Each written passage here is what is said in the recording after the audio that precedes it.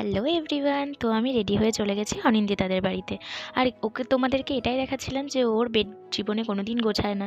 দেন আমরা দুজনে মিলে চলে যাচ্ছি একটু মেলাতে। আর শীতকাল মানেই তো মেলা, তো আমাদের এখানে দীনবন্ধু মেলা হচ্ছে, তাই সেখানেই গেছিলাম। যাওয়ার পরে ও আবার এগুলো কিনবে বলে একটু গেছিলো, আদেও তো কেনেনি একটাও, খালি ওইসব চেপে চেপে বাড়ি চলে এসেছে। যাই হোক, তারপরে আমি আবার গেছিলাম একটু ব্রেসলেটের দোকানে, কিন্তু জিনিসটা এত বিচ্ছিরি দেখাচ্ছিল তাই আমি আর নিইনি। আর ও বলছে কেমন জানি রং ওঠা লাগছে। তারপর একটু ক্লিপ কিনলাম। দেন আমরা এসছিলাম একটু নাগরদোলনার এদিকটাতে। এসে আমরা যেই এসছি আর ফুচকা কাকু ভেবেছে আমরা ফুচকা খাবো, কিন্তু তো খেলাম না। সেটা নিয়েই একটু দাঁত কেলাচ্ছিলাম যে এটা ওনাকে ইনসাল্ট করা হলো নাকি আমাদের দুজনকে ইনসাল্ট করা হলো, সেটাই বুঝতে পারছিলাম না। দেন অনিন্দিতা চলে আসলো এই সমস্ত জিনিসপত্র খেলতে, পয়সার শ্রাদ্ধ করতে। আমি করিনি, যদিও আমার কপাল খারাপ, আমি কিছুই পাবো না আমি জানতাম, তাই ও আবার একটা ঝুড়ি পেয়েছে সেটাই দেখাচ্ছে। দেন টুকটাক খাওয়া দাওয়া করে আমরা চলে আসলাম বাড়িতে। That's it for today.